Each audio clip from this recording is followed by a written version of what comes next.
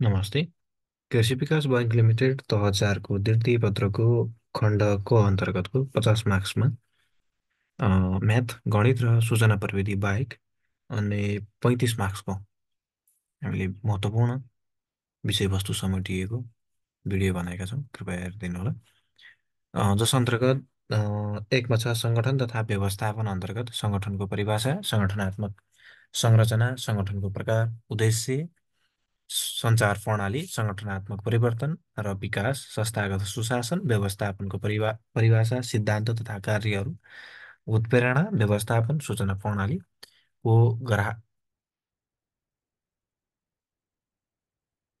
प्रणालीको अवधारणा, अ, महत्त्व, ग्राहक सम्बन्ध व्यवस्थापनको अवधारणा, महत्त्व, प्रक्रिया, अवधारणा, महत्त्व, प्रक्रिया र औजारहरू। सङ्गठनको परिचय। सङ्गठनको परिचयमा सङ्गठनात्मक लक्ष्य प्राप्तिका लागि सङ्गठनात्मक लक्ष्य प्राप्तिका लागि विभिन्न प्रकारका स्रोत र साधनहरू सङ्गठनात्मक लक्ष्य प्राप्तिका लागि विभिन्न प्रकारका स्रोत र साधनहरू जस्तै भौतिक स्रोत, मानव स्रोत, वित्तीय स्रोतको एकीकरण र परिचालनको समग्र स्वरूपलाई सङ्गठन भनिन्छ। सङ्गठनात्मक लक्ष्य प्राप्तिका लागि विभिन्न प्रकारका स्रोत र साधनहरू जस्तै भौतिक स्रोत, मानव स्रोत, वित्तीय स्रोतको एकीकरण र परिचालनको समग्र स्वरूपलाई सङ्गठन भनिन्छ। यसले सङ्गठनको संरचना र स्वरूप निर्धारण गर्दछ। यो देखिने अङ्गहरूको संयोजन हो। सङ्गठनका स्रोतहरूको परिचालन गर्न कुशल व्यवस्थापन आवश्यक पर्दछ। सङ्गठन स्रोतहरूको संयोजन हो जसले सङ्गठनका विभाग, शाखा, उपशाखाहरूको काम, कर्तव्य र जिम्मेवारी वर्गीकरण गरी लक्ष्य प्राप्तिका लागि परिचालनको वातावरण निर्माण गर्दछ। सङ्गठनका प्रकारमा एकमा छ सरकारी सङ्गठन। सरकारको नीति तथा कार्यक्रम कार्यान्वयन गर्ने तथा सार्वजनिक सेवा प्रवाह गर्ने जस्ता सङ्गठन स्थापना गरी सरकारी सङ्गठन स्थापना गरिएको हुन्छ। दुईमा छ गैर सरकारी सङ्गठन। सरकारभन्दा बाहिर रहेर सरकारले जस्तै सेवा प्रवाह गर्ने, जस्तै शिक्षा, स्वास्थ्य क्षेत्रमा योगदान गर्ने सङ्गठनलाई गैर सरकारी सङ्गठन भनिन्छ। होइन। तिनमा छ अन्तर्राष्ट्रिय सङ्गठन। 2 वा सोभन्दा बढी देशहरूको सरकार संलग्न रहेको सङ्गठन यस अन्तर्गत पर्दछ। 4मा अन्तर्राष्ट्रिय गैर सरकारी सङ्गठन। 2 वा सोभन्दा बढी देशका सरकारभन्दा बाहिरका पक्षहरू संलग्न भई सरकारले जस्तै काम गर्ने, जस्तै शिक्षा, स्वास्थ्य, खानेपानी, सरसफाइ र अन्तर्गत काम गर्ने संस्थाहरू अन्तर्राष्ट्रिय गैर सरकारी सङ्गठन हुन्। 4मा 5मा उत्पादनमूलक सङ्गठन। वस्तु उत्पादन गरेर बजार पठाउने सङ्गठन यस अन्तर्गत पर्दछन्। जस्तै मोबाइल उत्पादन, कार उत्पादन सङ्गठनहरू उत्पादनमूलक सङ्गठन। 6मा सेवामूलक सङ्गठन। सेवा उत्पादन गरेर ग्राहकलाई बिक्री वितरण गर्ने कार्य यस अन्तर्गत पर्दछन्। 7मा छ निजी सङ्गठन। केही व्यक्तिको लगानीमा स्थापना गरिएको सङ्गठनलाई निजी सङ्गठन भनिन्छ। त्यस्तै गरी पब्लिक सङ्गठन, सर्वसाधारणको लगानी गरेर गठन गरिएका सङ्गठन पब्लिक सङ्गठन हुन्। सङ्गठनको उद्देश्य। सङ्गठनको उद्देश्यहरू के छन् भन्दा एकमा छ सङ्गठनात्मक लक्ष्य, दूरदृष्टि, ध्येय, रणनीति प्राप्त गर्नु। सङ्गठनात्मक लक्ष्य, दूरदृष्टि, ध्येय, रणनीति प्राप्त गर्नु। सङ्गठनात्मक लक्ष्य, दूरदृष्टि, ध्येय र रणनीति प्राप्त गर्नु। 1। 2मा सङ्गठनका विभिन्न स्रोत र साधनहरूको एकीकरण गरी परिचालन गर्नु। सङ्गठनका विभिन्न स्रोत र साधनहरूको एकीकृत गरी परिचालन गर्ने। 3मा सङ्गठनको भौतिक उपस्थिति निर्माण गरी अस्तित्व निर्माण गर्ने। सङ्गठनको भौतिक उपस्थिति निर्माण गरी अस्तित्व निर्माण गर्ने। सङ्गठनको भौतिक उपस्थिति निर्माण गरी अस्तित्व निर्माण गर्ने। 4मा छ विभिन्न व्यवस्थापकीय कार्यहरू जस्तै योजना, सङ्गठन, निर्देशन, नियन्त्रण, परिचालन गर्ने। विभिन्न व्यवस्थापकीय कार्यहरू जस्तै योजना, सङ्गठन, निर्देशन, नियन्त्रण, परिचालन गर्ने। पाँचमा छ सङ्गठनको आन्तरिक र बाह्य वातावरणको संयोजनमा सङ्गठनको आन्तरिक र बाह्य वातावरणको संयोजन गर्दै वातावरण अनुकूल सङ्गठन निर्माण गर्ने। के रहेछ? सङ्गठनको आन्तरिक र बाह्य वातावरणको संयोजन गर्दै वातावरण अनुकूल सङ्गठन निर्माण गर्ने। छमा प्रभावकारी सङ्गठन संरचना निर्माण गरी कार्य प्रक्रियाको सरलीकरण गर्ने। प्रभावकारी सङ्गठन संरचनाको निर्माण गरी कार्य प्रक्रियाको सरलीकरण गर्ने। साथमा सङ्गठनको काम कारबाही र अङ्गहरूको समयानुकूल परिवर्तन गर्ने। सङ्गठनको काम कारबाही र अङ्गहरूको समयानुकूल परिवर्तन गर्ने। सङ्गठनको काम कारबाही र अङ्गहरूको समयानुकूल परिवर्तन गर्ने। आठमा सङ्गठनका स्रोत साधनको उत्पादकत्व अभिवृद्धि गर्ने। सङ्गठनका स्रोत साधनको उत्पादकत्व अभिवृद्धि गर्ने।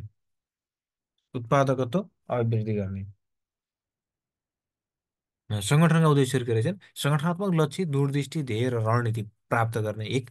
दुईमा सङ्गठनका विभिन्न स्रोत र साधनहरूको एकीकृत गरी परिचालन गर्ने। दुई। तिनमा छ सङ्गठनको भौतिक उपस्थिति निर्माण गरी अस्तित्व निर्माण गर्ने। तिन। चारमा छ विभिन्न व्यवस्थापकीय कार्यहरू जस्तै योजना, सङ्गठन, निर्देशन, नियन्त्रण गरी परिचालन गर्ने काम। चार।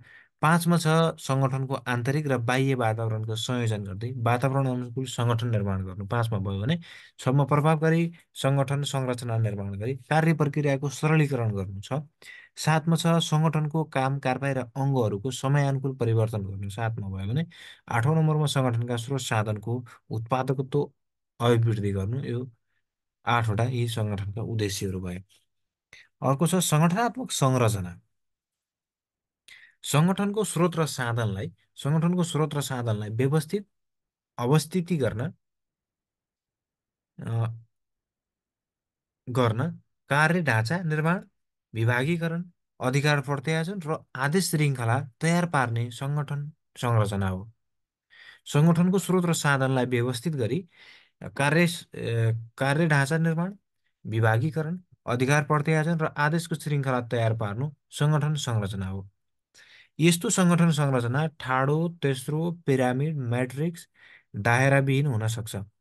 सङ्गठन संरचनाले सङ्गठनको मानव स्रोतलाई पदसोपानमा बाँधेर सङ्गठन संरचनाले सङ्गठनको मानव स्रोतलाई पदसोपानमा बाँधेर विभिन्न पदमा जिम्मेवारी प्रदान गर्दै लक्ष्य प्राप्तिका लागि एकीकृत गर्दछ। सङ्गठन संरचनाले सङ्गठनको मानव स्रोतलाई पदसोपानमा बाँधेर विभिन्न पदमा जिम्मेवारी प्रदान गर्दै लक्ष्य प्राप्तिका लागि एकीकृत गर्दछ। यो हरेक सङ्गठनमा विद्यमान हुन्छ। यसको आधारमा सङ्गठनका स्रोतहरूको प्रभावकारी परिचालन हुन्छ। सङ्गठनात्मक संरचना भयो। सङ्गठनात्मक संरचनाका प्रकारहरू के छन् भन्दा सङ्गठन संरचनाका प्रकारहरू। एकमा ठाडो सङ्गठन संरचना। एकमा के रहेछ? ठाडो सङ्गठन संरचना। एकमा ठाडो सङ्गठन संरचना। यस्तो सङ्गठन संरचना कार्यात्मक र विभागीय प्रकृतिको हुन्छ। यस्तो सङ्गठन संरचना कस्तो हुन्छ? कार्यात्मक हुन्छ एउटा विभागीकृत प्रकृतिको हुन्छ। कार्यात्मक ठाडो संरचनामा कामको आधारमा विभागीकरण र विशिष्टीकरणका आधारमा कर्मचारी परिचालन गरिन्छ। कार्यात्मक ठाडो संरचनामा कामको आधारमा विभागीकरण गरिन्छ र विशिष्टीकरणका आधारमा कर्मचारी परिचालन गरिन्छ। विभागीकरण संरचनामा स्तरीयताको आधारमा साँघुरो र पदसोपानमा आधारित संरचना निर्माण गरिन्छ। यो ठाडो सङ्गठन संरचना भयो। दुई नम्बरमा छ म्याट्रिक्स सङ्गठन संरचना। यस्तो सङ्गठन संरचना ठाडो सङ्गठन र तेस्रो सङ्गठन संरचनालाई मिसाइएको हुन्छ। म्याट्रिक्समा ठाडो र तेस्रो सङ्गठन संरचना मिसाइएको हुन्छ। यसमा कार्यात्मक र विभागीकरण दुवै पक्षबाट आदेश पाउन सकिन्छ। यसमा कार्यात्मक विभागीकरण दुवैतर्फबाट आदेश पाउन सक्छ। मातहतका कर्मचारीले दुई वा सोभन्दा बढी व्यवस्थापनलाई प्रतिवेदन गर्नुपर्दछ। म्याट्रिक्स सङ्गठन संरचना यस्तो सङ्गठन संरचनामा ठाडो सङ्गठन र तेस्रो सङ्गठन संरचना मिसाइएको हुन्छ। यसमा कार्यात्मक र विभागीकरण दुवैतर्फबाट आदेश पाउन सक्छ। मातहतका कर्मचारीले दुई वा सोभन्दा बढी व्यवस्थापनलाई प्रतिवेदन गर्नुपर्छ। कसमा? म्याट्रिक्स सङ्गठन संरचनामा। ठाडोमा पदोसोपानमा आधारित हुने भयो भने म्याट्रिक्स मातहतका कर्मचारीले पनि एक वा दुई वा सोभन्दा बढी व्यवस्थापनलाई प्रतिवेदन गर्नुपर्छ। तिनमा छ सीमारहित सङ्गठन संरचना। तेस्रो सङ्गठन सीमारहित सङ्गठन संरचना। यस्तो सङ्गठन संरचनामा मा परम्परागत भौतिक सीमा हुँदैन। यस्तो सङ्गठन सीमामा परम्परागत भौतिक सीमा हुँदैन। सङ्गठनका विभिन्न अङ्गहरू सञ्जाल र भर्चुअल प्लेटफर्मबाट जोडिएका हुन्छ। विभिन्न स्थानबाट जोडिएको हुन्छ। सङ्गठनले प्रत्येक प्राप्तिका लागि प्रयत्न गर्दछ। लक्ष्य प्राप्तिका लागि प्रयत्न गर्दछ। यस्तो सङ्गठन संरचनामा परम्परागत भौतिक सीमा हुँदैन। सङ्गठनका विभिन्न अङ्गहरू सञ्चार र भर्चुअल प्लेटफर्मबाट जोडिएका हुन्छन्। विभिन्न स्थानबाट जोडिएको हुन्छ र सङ्गठनले लक्ष्य प्राप्तिमा प्रयत्न गर्छ। हामी सङ्गठन संरचनाका प्रकारहरू हामीले तिनवटा पढ्यौँ।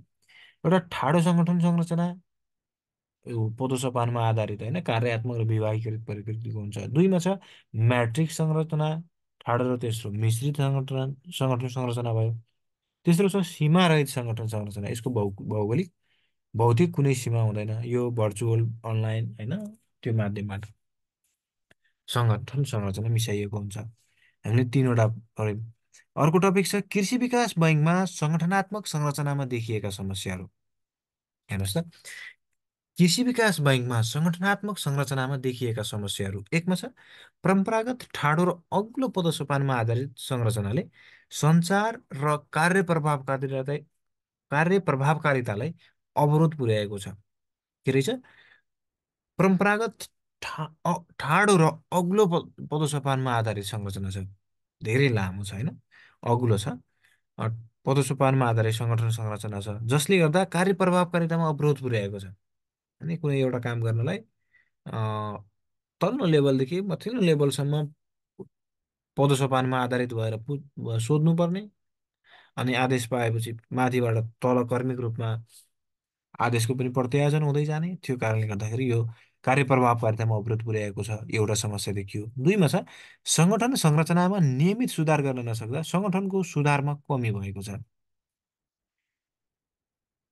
सङ्गठन संरचनामा नियमित सुधार गर्न नसक्दा सङ्गठनको सुधारमा कमी भएको देखिन्छ। दुई भयो। तेस्रोमा के छ भन्दा सङ्गठन संरचनामा सामूहिक भावना र कार्यात्मक संस्कार कम रहेको देखिन्छ। कृषि विकास बैङ्कमा सङ्गठन संरचनामा सामूहिक भावना र कार्यात्मक संस्कार कम भएको देखिन्छ। र चारमा सङ्गठन संरचनाको विभागीकरण गर्दा अधिकार दोहोरोपना र खप्टिएको छ। होइन, सङ्गठनको विभागीकरण गर्दाखेरि अधिकार खप्टिएको छ। एउटै अधिकार दुईवटा विभागलाई छ।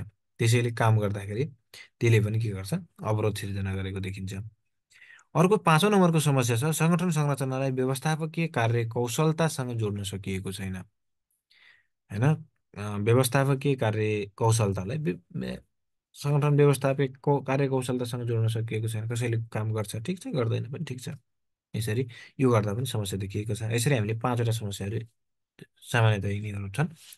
अर्को छ सञ्चार प्रणाली। हेर्नुहुन्छ, सञ्चार प्रणाली, यसको परिचयमा उत्तर सङ्गठनभित्र र सङ्गठनभन्दा बाहिर, सङ्गठनभित्र र सङ्गठनभन्दा बाहिर दुई वा सोभन्दा बढी पक्षहरू, सङ्गठनभित्र र सङ्गठनभन्दा बाहिर दुई वा सोभन्दा बढी पक्षहरू बीच सूचनाको आदान प्रदान गर्ने समग्र संयन्त्रलाई सञ्चार प्रणाली भनिन्छ। सङ्गठनभित्र र सङ्गठनभन्दा बाहिर दुई वा सोभन्दा बढी पक्षहरूबीच सूचनाको आदान प्रदान गर्ने समग्र संयन्त्रलाई सञ्चार प्रणाली भनिन्छ। सञ्चार प्रणालीले सन्देशलाई प्रेषकबाट प्रापकसम्म पुर्याउँदछ। सञ्चार प्रणालीले सन्देशलाई प्रेषकबाट प्रापकसम्म पुर्याउँदछ र प्रापकबाट पृष्ठपोषणसम्म गर्दछ। प्रापकबाट पृष्ठपोषणसम्म गर्दछ। सूचना सञ्चार सञ्चार प्रणाली विभिन्न उपसमूहहरू मिलेर बनेको हुन्छ। सञ्चार प्रणाली विभिन्न उपसमूहहरू मिलेर बनेको हुन्छ। प्रभावकारी सञ्चार प्रणालीका लागि सङ्गठनको सङ्गठनको विभिन्न इकाइहरूबीच समन्वय र सहकार्य आवश्यक पर्दछ। सङ्गठनभित्र र सङ्गठनभन्दा बाहिर दुई वा सोभन्दा बढी पक्षहरूबीच सूचनाको आदान प्रदान गर्ने समग्र संयन्त्रलाई सञ्चार प्रणाली भनिन्छ। सञ्चार प्रणालीले सन्देशलाई प्रेषकबाट प्रापकसम्म पुर्याउँदछ र प्रापकबाट पृष्ठपोषणसम्म गर्दछ। सञ्चार प्रणाली विभिन्न उपसमूहहरू मिलेर बनेको हुन्छ। प्रभावकारी सञ्चार प्रणालीका लागि सङ्गठनको विभिन्न इकाइहरूबीच समन्वय र सहकार्य आवश्यक छ। होइन, सञ्चार प्रणालीको परिचय हुन्छ। कृषि विकास बैङ्कमा सञ्चार प्रणालीमा के समस्या छन् कृषि विकास बैङ्कमा भन्दा, अग्लो सङ्गठन संरचनाले सञ्चार प्रवाहमा ढिलासुस्ती हुने गरेको। हेर्नुहोस् त यो समस्या। अग्लो सङ्गठन संरचना छ जसले गर्दा सञ्चार प्रवाहमा ढिलासुस्ती हुन्छ। क्रमागत पदसोपानमा आधारित भएर पठाउनु पर्ने कारणले ढिलासुस्ती हुने भयो, जसले गर्दा निर्णय लिनै ढिलो हुने भयो। होइन, 2 नम्बरमा छ दुईतर्फी वा दोहोरो सञ्चार संस्कारकै कमी छ। होइन, माथिल्लो तहको कर्मचारीले दिइने आदेश तल्लो तहले मान्नुपर्ने, तर तल्लो तहले कुनै पनि सञ्चार अथवा सुझावहरू माथिल्लो तहमा दिन नपाउने, त्यस्तो किसिमको सङ्गठन संरचना भएको कारणले गर्दाखेरि यो दोहोरो सञ्चारको संस्कारकै कमी देखिन्छ। 3मा छ पदीय हैसियत र पदीय जिम्मेवारीले सञ्चारको प्रभावकारितामा नकारात्मक प्रभाव पारेको। पदीय हैसियत, पदीय जिम्मेवारीले सञ्चार प्रभावकारितामा नकारात्मक असर पारेको। होइन, 4मा छ खप्टिएको कार्य जिम्मेवारीले प्रतिवेदन प्रणालीमा अवरोध सिर्जना गरेको छ। खप्टिएको कार्य जिम्मेवारीले प्रतिवेदन प्रणालीमा अवरोध सिर्जना गरेको छ। 5मा व्यवस्थापनमा सञ्चारको महत्त्व र सचेतना न्यून हुँदा प्रभावकारी सञ्चार हुन नसकेको। प्रभावकारी सञ्चार हुन नसकेको। 6मा छ सङ्गठनको आन्तरिक सञ्चारलाई पूर्ण रूपमा विद्युतीय प्रणालीमा रूपान्तरण गर्न नसक्दा सङ्गठनको आन्तरिक सञ्चारलाई पूर्ण रूपमा विद्युतीय प्रणालीमा रूपान्तरण गर्न नसक्दा सञ्चार प्रणालीलाई व्यवस्थित गर्न नसकिएको। सङ्गठनको आन्तरिक सञ्चारलाई पूर्ण रूपमा विद्युतीय प्रणालीमा रूपान्तरण गर्न नसक्दा सञ्चार प्रणालीलाई व्यवस्थित गर्न नसकिएको। 7मा छ सूचना लुकाउने प्रविधि सरुवा भएर जाँदा सन्देश नष्ट गर्ने व्यवहार हुँदा सञ्चार प्रणाली व्यवस्थित हुन सकेको छैन। सूचना लुकाउने प्रविधि पनि छ। अर्को छ सरुवा भएर जाँदा आफूले गरिरहेको सन्देशहरू, सूचनाहरूलाई नष्ट गरेर जाने व्यवहार भएको कारणले गर्दाखेरि यो सञ्चार प्रणाली पनि व्यवस्थित हुन सकेको छैन। 8 नम्बरमा छ ग्राहकको गुनासो सुन्ने संयन्त्र कम प्रभावकारी हुँदा बैङ्क तथा ग्राहक बीचको सञ्चार प्रभावकारी बन्न सकेको छैन। ग्राहकको गुनासो सुन्ने संयन्त्र कम प्रभावकारी हुँदा बैङ्क र ग्राहक बीचको सञ्चार प्रभावकारी हुन सकेको छैन। यी 8वटा हामीले कृषि विकास बैङ्कले सञ्चार प्रणालीमा भोग्नु परेका समस्याहरू अथवा भएका समस्याहरू यी छन्। के रहेछन् भन्दा सरसर चाहिँ अग्लो सङ्गठन संरचनाले सञ्चार प्रवाहमा ढिलासुस्ती हुने गरेको 1। 2मा दुईतर्फी र दोहोरो सञ्चार प्रणालीको संस्कारको कमी। 3मा पदीय हैसियत र पदीय जिम्मेवारीले सञ्चारको प्रभावकारितामा नकारात्मक प्रभाव पारेको। 4मा खप्टिएको कार्य जिम्मेवारीले प्रणालीगत प्रतिवेदन प्रणालीमा अवरोध सिर्जना गरेको। 5मा छ व्यवस्थापनमा सञ्चारको महत्त्व र सचेतना न्यून हुँदा प्रभावकारी सञ्चार हुन नसकेको। 6मा छ सङ्गठनको आन्तरिक सञ्चारलाई पूर्ण रूपमा विद्युतीय प्रणालीमा रूपान्तरण गर्न नसक्दा सञ्चार प्रणालीलाई व्यवस्थित गर्न नसकिएको। 7मा सूचना लुकाउने प्रविधि सरुवा भएर जाँदा सन्देश नष्ट गर्ने व्यवहार हुँदा सञ्चार प्रणाली व्यवस्थित हुन सकेको छैन। र 8मा ग्राहकको गुनासो सुन्ने संयन्त्र कम प्रभावकारी हुँदा बैङ्क र ग्राहक बीचको सञ्चार प्रभावकारी बन्न सकेको छैन। अर्को छ सञ्चार प्रणालीको तत्त्वहरू। हेर्नुहोस् त, सञ्चार प्रणालीको तत्त्वहरू के रहेछन् भन्दाखेरि एउटा प्रेषक पठाउने व्यक्ति, माध्यम प्रापक पाउने व्यक्ति, प्रतिक्रिया, पृष्ठपोषण, अवरोध। कतिवटा? छवटा। के रहेछन् सञ्चार प्रणालीको तत्त्वहरू? प्रेषक, पठाउने व्यक्ति, माध्यम, प्रापक, प्रतिक्रिया, पृष्ठपोषण र अवरोध। छवटा। हेर्नुहोस् त, प्रेषक, माध्यम, प्रापक, प्रतिक्रिया, पृष्ठपोषण र अवरोध। अनि सङ्गठनात्मक परिवर्तन अर्को टपिक छ। सङ्गठनात्मक परिवर्तन सङ्गठनात्मक परिवर्तन सङ्गठनको संरचना, मानव स्रोत र कार्यशैलीमा गरिने परिवर्तनलाई सङ्गठनात्मक परिवर्तन भनिन्छ। सङ्गठनको संरचना, मानव स्रोत, कार्यशैलीमा गरिने परिवर्तनलाई सङ्गठनात्मक परिवर्तन भनिन्छ। यो सङ्गठनको यस्तो व्यवहार हो यो सङ्गठनको यस्तो व्यवहार हो जसले नयाँ विचार र कार्यशैलीलाई अनुसरण गर्दछ। यो सङ्गठनको यस्तो व्यवहार हो जसले जसले नयाँ विचार र कार्यशैलीलाई अनुसरण गर्दछ। सङ्गठनको हालको स्वरूपमा गरिएको संशोधन नै सङ्गठनात्मक परिवर्तन हो।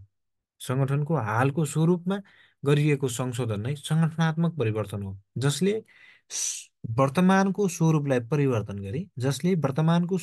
परिवर्तन गरी भविष्यमा अर्को स्वरूपमा लैजान्छ। सङ्गठनात्मक परिवर्तनका लागि सङ्गठनको आन्तरिक र बाह्य तत्त्वहरूले दबाब दिएका हुन्छन्। आन्तरिक तत्त्वहरूमा लक्ष्य, रणनीति, संरचना, कार्यशैली पर्दछन् भने बाह्य तत्त्वमा आर्थिक र सामाजिक राजनीतिक तत्त्वहरू, अ, प्रतिस्पर्धी, ट्रेड युनियन जस्ता पक्षहरू पर्दछन्। सङ्गठनात्मक परिवर्तन भनेको रहेछ सङ्गठनको संरचना, मानव स्रोत र कार्यशैलीमा गरिने परिवर्तनलाई सङ्गठनात्मक परिवर्तन भनिन्छ।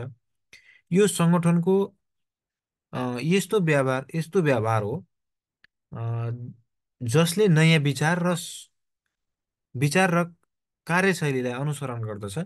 सङ्गठनको सङ्गठनको हालको स्वरूपमा गरिएको संशोधन नै सङ्गठनात्मक परिवर्तन हो, जसले वर्तमानको स्वरूपलाई परिवर्तन गरी भविष्यमा अर्को स्वरूपमा लैजान्छ। सङ्गठनात्मक परिवर्तनका लागि सङ्गठनको आन्तरिक र बाह्य तत्त्वहरूले दबाब दिएका हुन्छन्। आन्तरिक तत्त्वहरूमा लक्ष्य, रणनीति, संरचना, कार्यशैली पर्दछन् भने बाह्य तत्त्वहरूमा आर्थिक, सामाजिक, राजनैतिक तत्त्वहरू, प्रतिस्पर्धी र ट्रेड युनियन जस्ता पक्षहरू पर्दछन्। सङ्गठनात्मक विकास अर्को छ। सङ्गठनात्मक विकास सङ्गठनात्मक विकास भन्नाले सङ्गठनात्मक विकास एक प्रयोगात्मक र व्यवस्थित अवधारणा हो। के रहेछ? सङ्गठनात्मक विकास एक प्रयोगात्मक र व्यवस्थित अवधारणा हो जसले सङ्गठनमा परिवर्तनलाई आत्मसात गर्ने र नष्ट गर्ने काम गर्दछ। हेर्नुहोस् त, जसले सङ्गठनलाई परिवर्तनको आत्मसात गर्ने वा नष्ट गर्ने काम गर्दछ।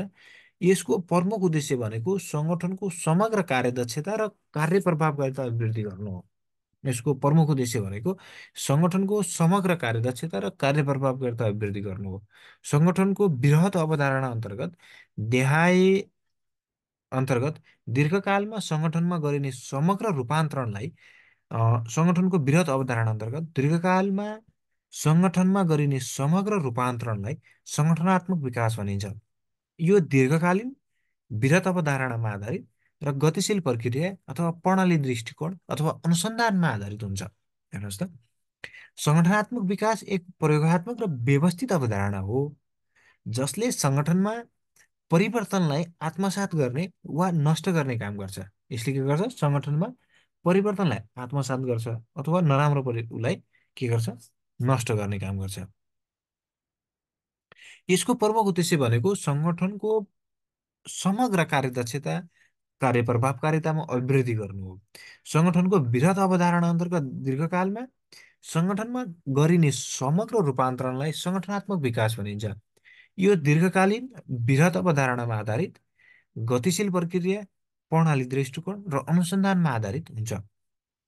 अर्को टपिक छ कृषि विकास बैङ्कमा सङ्गठनात्मक विकासका अवरोधहरू। के छन् त भन्दा एडिबिएलमा एडिबिएलमा सङ्गठनात्मक विकासका अवरोधहरू। कृषि विकास बैङ्कमा अ, सङ्गठनात्मक विकासका अवरोधहरूमा उत्तरमा विक्रम सम्वत 2040 सालमा, विक्रम सम्वत 2024 साल माघ 7 गते, होइन, विक्रमसँग 2024 सालमा स्थापना भए यता कृषि विकास बैङ्कको उद्देश्य, कार्यशैली र संरचनामा व्यापक हेरफेर भएको छ। वित्तीय क्षेत्र सुधार अन्तर्गत बैङ्क रूपान्तरण भएको छ। यस्तो रूपान्तरण प्रक्रियामा बैङ्कले सामना गरेका अवरोधहरू देखाए बमोजिम छन्। हेर्नुहोस् त के रहेछन्। अ, विक्रमसँग 2024 साल माघ 7 गते स्थापना भएको कृषि विकास बैङ्क लिमिटेड स्थापना भए यता कृषि विकास बैङ्कको उद्देश्य, कार्यशैली र संरचनामा व्यापक हेरफेर भएको छ। वित्तीय क्षेत्र सुधार अन्तर्गत बैङ्क रूपान्तरण पनि भएको छ। यस्तो रूपान्तरण प्रक्रियामा बैङ्कले सामना गरेका अवरोधहरू देखाए बमोजिम छन्। एकमा छ बैङ्कको कर्मचारीले सङ्गठनमा नयाँ नीति र परिवर्तनलाई अवरोध गरेको देखिन्छ। के गर्छन्? सङ्गठन होइन कर्मचारी सङ्गठनहरूले बैङ्कमा आएका नयाँ नीति र परिवर्तनहरूलाई अवरोध गर्ने काम गर्छन्। बैङ्कको दरबन्दी कटौती गर्दा कर्मचारीको ट्रेड युनियनले अवरोध गर्छ। आवश्यक दरबन्दी छैन त कामको लागि दरबन्दी आवश्यक छैन भनेर कटअप गर्दा पनि ट्रेड युनियनले के गर्छ? अवरोध गर्छ भने यहाँ दुईवटा आयो एउटैमा होइन अवरोधहरूमा। एउटा छ बैङ्कको कर्मचारीले सङ्गठनमा नयाँ नीति र परिवर्तनमा अवरोध गरेको देखिन्छ। बैङ्कको दरबन्दी कटौती गर्दा पनि कर्मचारी ट्रेड युनियनको अवरोध देखिन्छ। 2 नम्बरमा छ बैङ्कले को सङ्गठन संरचना अति कर्मचारीतन्त्रीय छ। बैङ्कको सङ्गठन संरचना अति कर्मचारीतन्त्रीय छ, जसले गर्दा परिवर्तन र विकास निर्णय निर्माणमा अवरोध भएको छ। होइन? सङ्गठन संरचना कर्मचारीतन्त्रीय छ, जसले गर्दा परिवर्तन र विकास गर्न कर्मचारीले चाह्यो भने हुने भयो, नचाह्यो भने नहुने भयो। त्यसैमा अवरोध छैन। यदि व्यवस्थापनले चाह्यो भने गाह्रो देखियो। 3मा के छ भने व्यवस्थापकीय स्वायत्तताको कमीले सञ्चालक समितिले परिवर्तन र विकासमा अवरोध छ। व्यवस्थापकीय समितिहरू स्वायत्तताको कमी देखिन्छ। सञ्चालकको सञ्चालकले परिवर्तन र विकासमा अवरोध गरेको छ। स्वेच्छा छैन व्यवस्थापक। 4मा छ सङ्गठनात्मक शैथिल्यता र सामूहिक शैथिल्यताले परिवर्तन विकासमा अवरोध गरेको छ। होइन? सङ्गठनात्मक शैथिल्यता पनि देखिन्छ, त्यस्तै गरी सामूहिक कार्य सम्पादन पनि शैथिल्यता देखिन्छ, जसले गर्दा परिवर्तन र विकासमा अवरोध पुर्याएको छ। 5मा व्यवस्थापन र मातहतका कर्मचारीहरूबीच दुईतर्फी र प्रभावकारी सञ्चार नहुँदा परिवर्तनलाई आत्मसात गर्ने र परिवर्तनलाई स्वीकार गर्ने सम्भावना कम छ। हेर्नुहोस् त, व्यवस्थापन र मातहतका कर्मचारी बीच दुईतर्फी सञ्चार अथवा प्रभावकारी सञ्चारै छैन, जसले गर्दा परिवर्तनलाई आत्मसात माथिकोले परिवर्तन गरे तलकोले आत्मसात गर्दैन, स्वीकार्दैन, म योमा कामै गर्दैन भन्ने वातावरण हुन्छ। होइन? 6 नम्बरमा के छ भने स्रोत साधनको बाँडफाँड र स्रोतको अभाव हुँदा परिवर्तनमा अवरोध पुगेको छ। भएको स्रोत साधनको भने उचित व्यवस्थापन गएको छैन, बाँडफाँड भएको छैन। होइन? र अब स्रोतकै अभाव हुँदाखेरि परिवर्तन त अवरोध भइहाल्छ। 7 नम्बर छ कर्मचारी असुरक्षाको डरले परिवर्तनलाई अवरोध गरेको देखिन्छ। कर्मचारीले असुरक्षा र कार्यबोझका कारण परिवर्तनलाई अवरोध गरेको देखिन्छ। अर्को छ सङ्गठनात्मक परिवर्तन र विकासमा अवरोध हटाउने उपायहरू के छन् भन्दा दुईतर्फी सञ्चार र सचेतनाको कार्यक्रम गर्ने। 1मा। 2मा छ सहभागिता र संलग्नता अभिवृद्धि गर्ने। 3मा सहयोग, समन्वय र सहजीकरण गर्ने। 4मा द्वन्द्वरत पक्षसँग वार्ता गर्ने। 5मा छ व्यवस्थापनले कर्मचारीलाई के गर्ने? प्रभाव पार्ने। त्यसरी हामीले सङ्गठनात्मक परिवर्तनका अवरोधहरू हटाउन सक्छौँ। अर्को टपिक छ सङ्गठन सङ्गठनात्मक परिवर्तन र विकासमा फरक। सङ्गठनात्मक परिवर्तन र अर्कोमा छ सङ्गठनात्मक विकास।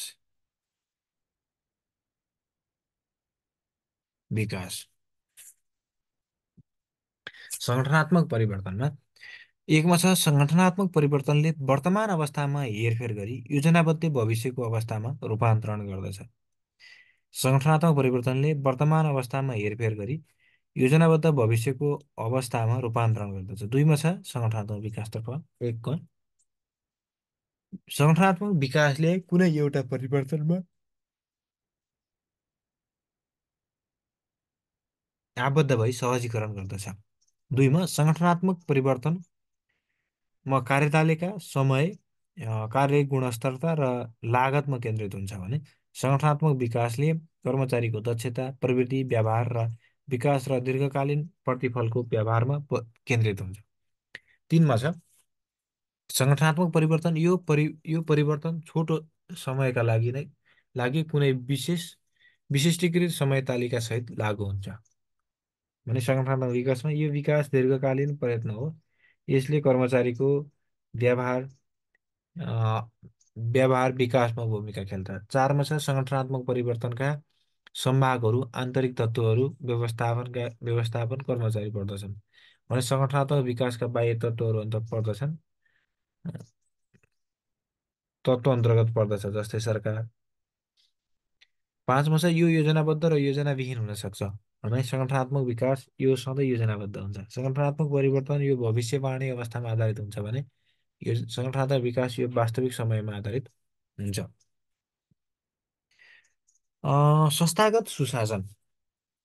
संस्थागत सुशासन नाफामूलक सङ्गठनको सञ्चालनमा नाफामूलक सङ्गठनको सञ्चालनमा निश्चित विधि प्रक्रिया र कार्यविधि अनुसार सङ्गठनको उपल्लो निकायलाई जिम्मेवारी बनाउँदै सरकारवालाहरूको अधिकतम हित संरक्षण गर्ने समग्र प्रणालीलाई संस्थागत सुशासन भनिन्छ। सङ्गठनमा सेयर धनीहरूले सञ्चालक समिति नियुक्ति गर्ने र नियुक्ति भएका सञ्चालकले सबै रोबहरवालाहरूको हितलाई सुरक्षित गर्दै सङ्गठन सञ्चालन गर्नुपर्ने अवधारणा सङ्गठन सुशासनको अवधारणा हो। यसले सञ्चालक समितिलाई जिम्मेवार बनाउँदै सञ्चालक निर्णय निर्णय र निर्देशनलाई सङ्गठन सञ्चालन गर्नुपर्ने वकालत गर्दछ। बैङ्क तथा वित्तीय संस्थामा असल संस्थागत सुशासन गर्न बासेल कमिटीले विभिन्न मान्यताहरू अवधारणा गरेको छ जसका लागि बैङ्क तथा वित्तीय संस्था सम्बन्धी ऐन 2073मा सञ्चालक समिति र यसको काम कारबाही बारे प्रकाश गरेको छ। अर्को छ संस्थागत सुशासनका सिद्धान्तहरू।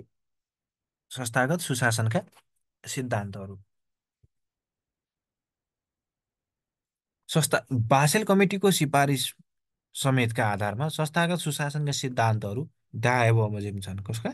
Basel committee.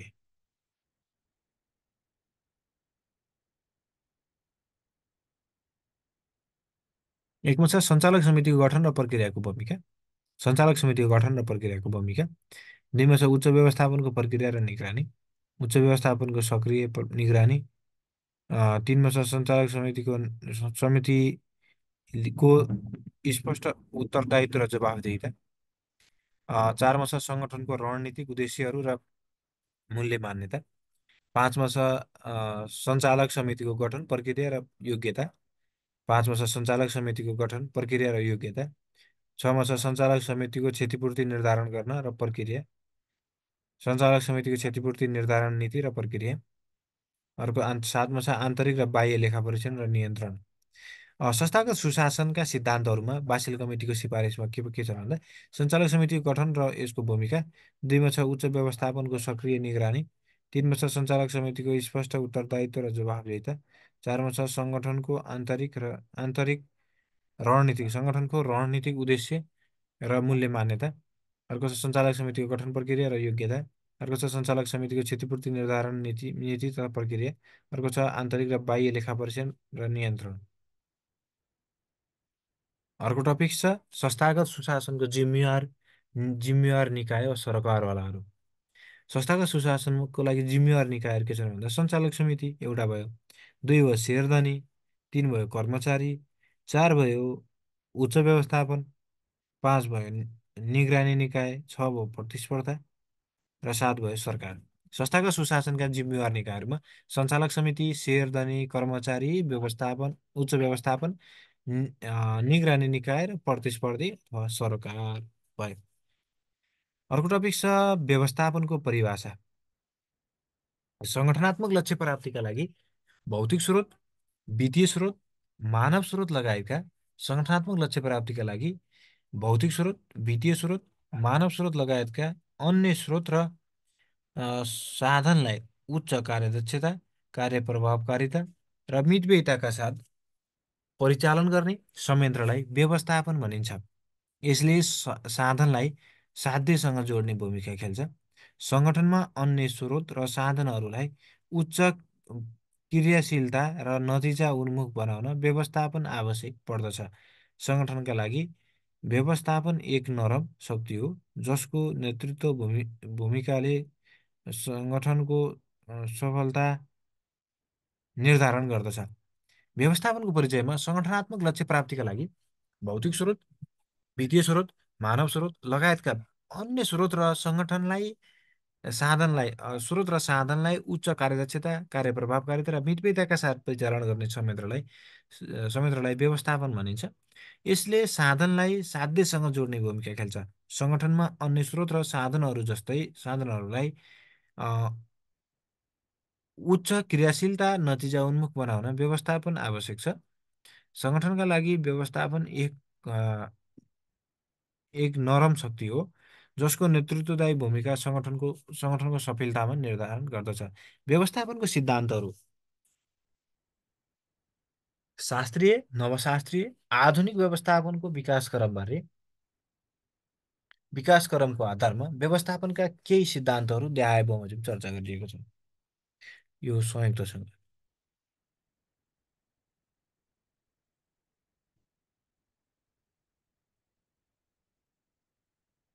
व्यवस्थापनका सिद्धान्तहरूमा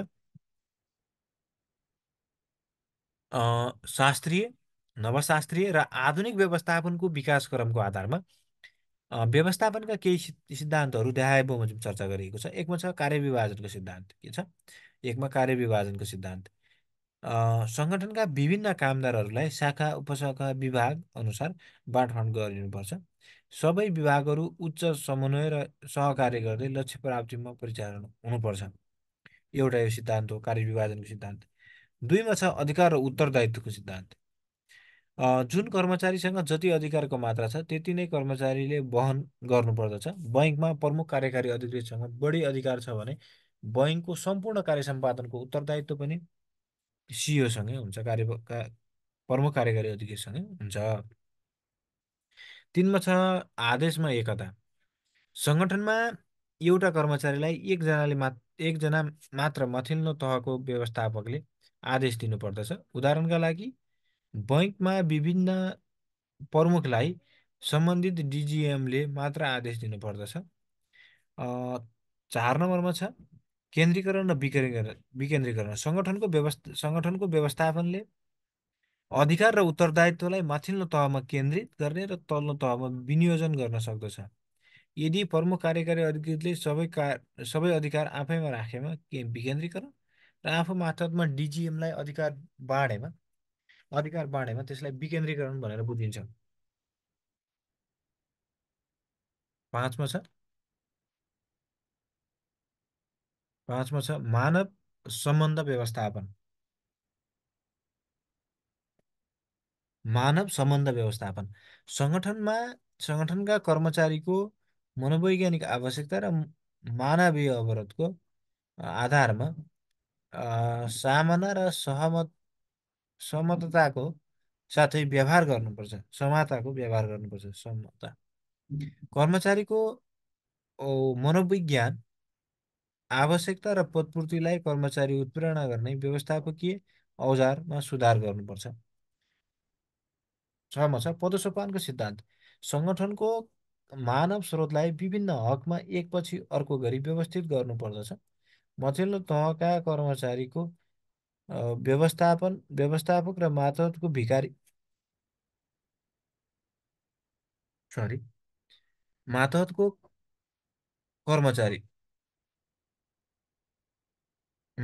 कर्मचारी अनुयायी हुने गर्दछ।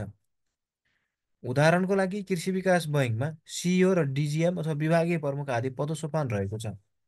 पदसोपानको सिद्धान्तमा सङ्गठनको मानव स्रोतलाई विभिन्न तहमा एकपछि अर्को गरी व्यवस्थित गर्नु पर्दछ। माथिल्लो तहको कर्मचारी व्यवस्थापक र मातहतको कर्मचारी अनुयायी हुने गर्दछन्।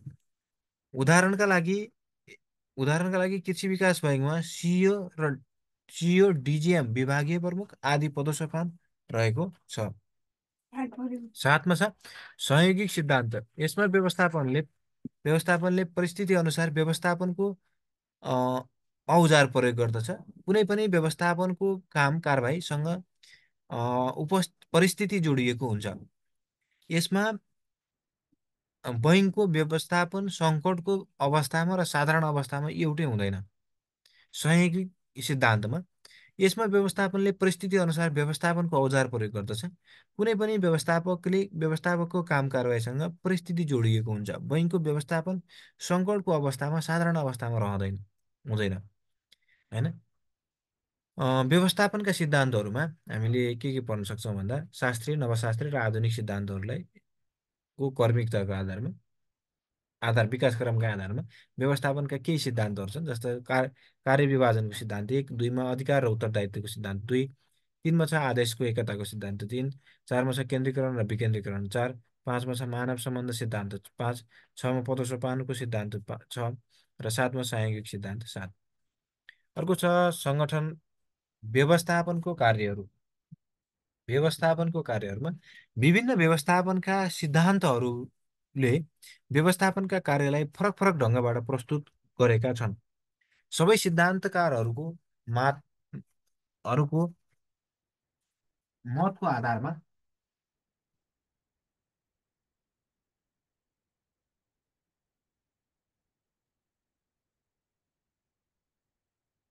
व्यवस्थापनका कार्यहरूमा विभिन्न व्यवस्थापनका सिद्धान्तकारहरूले व्यवस्थापनका कार्यलाई फरक फरक ढङ्गबाट प्रस्तुत गरेका छन्।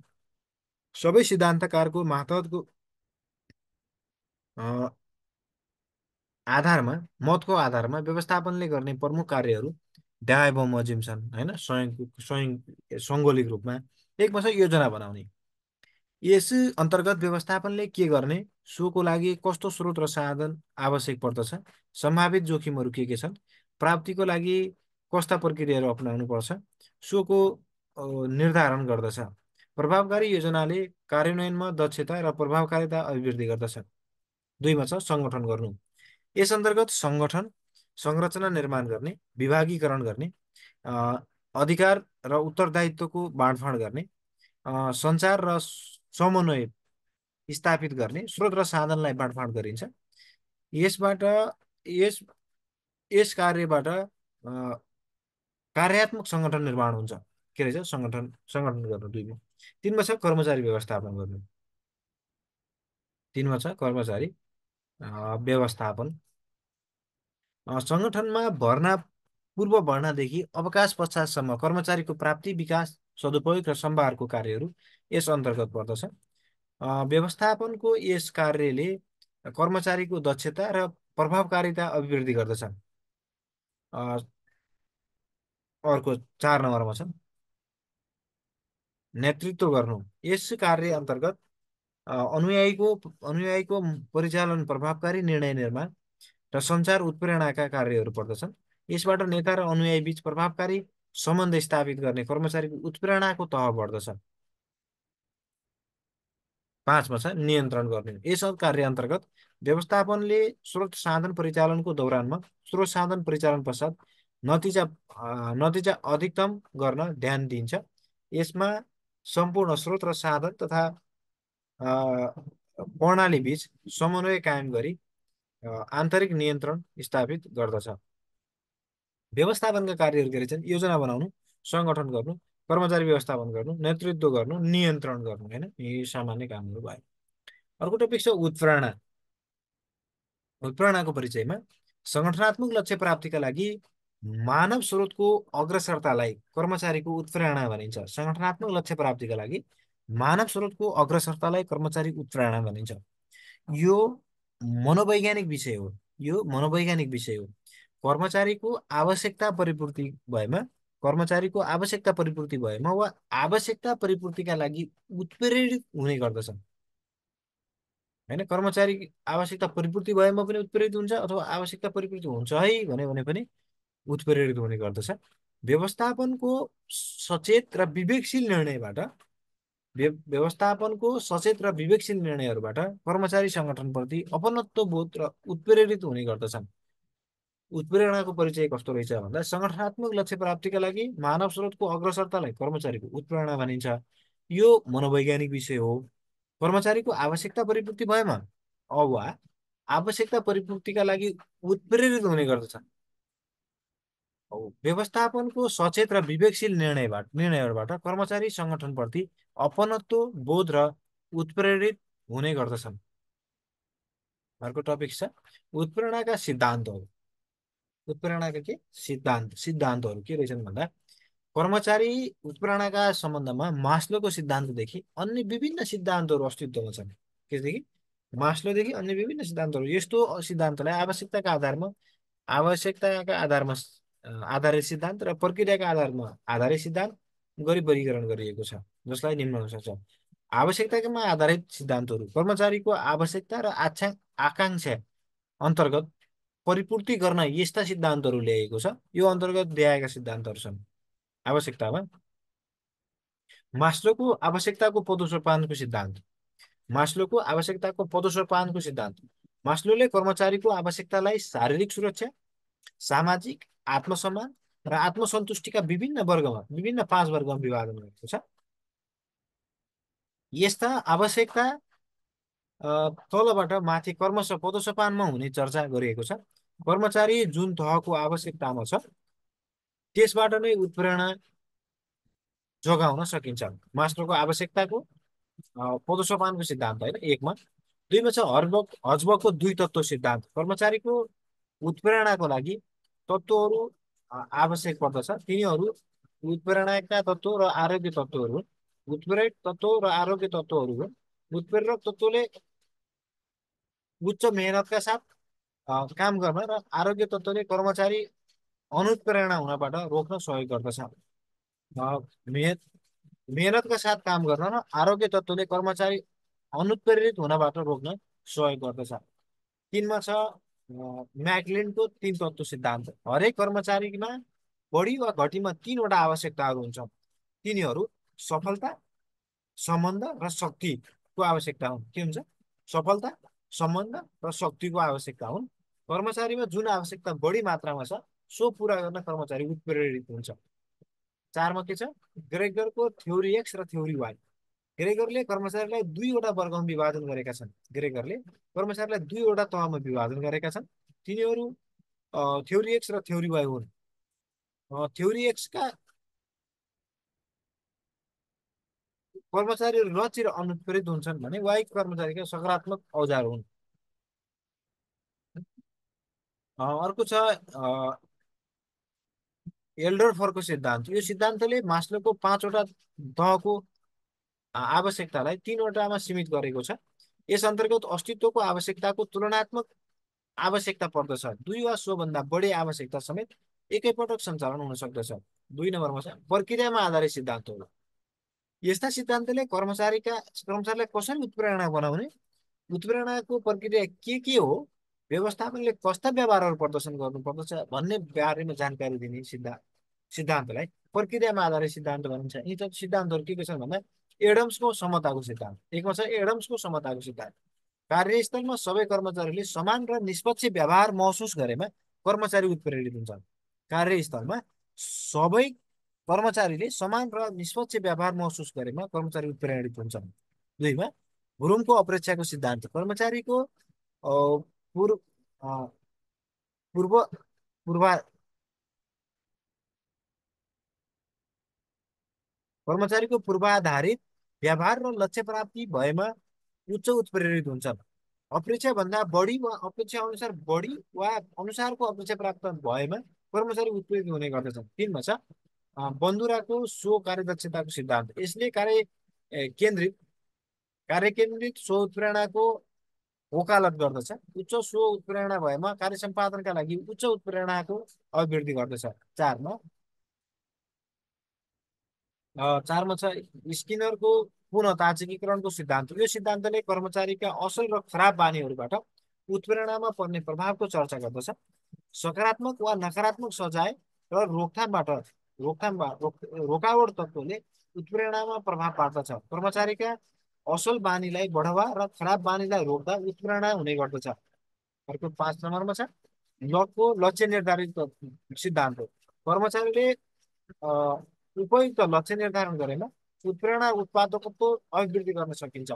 यदि लक्ष्य स्पष्ट र चुनौतीपूर्ण विश्वसनीय छ भने कर्मचारी उत्प्रेरित हुन्छ भन्ने छ। अर्को बाँकी पार्ट 2 मा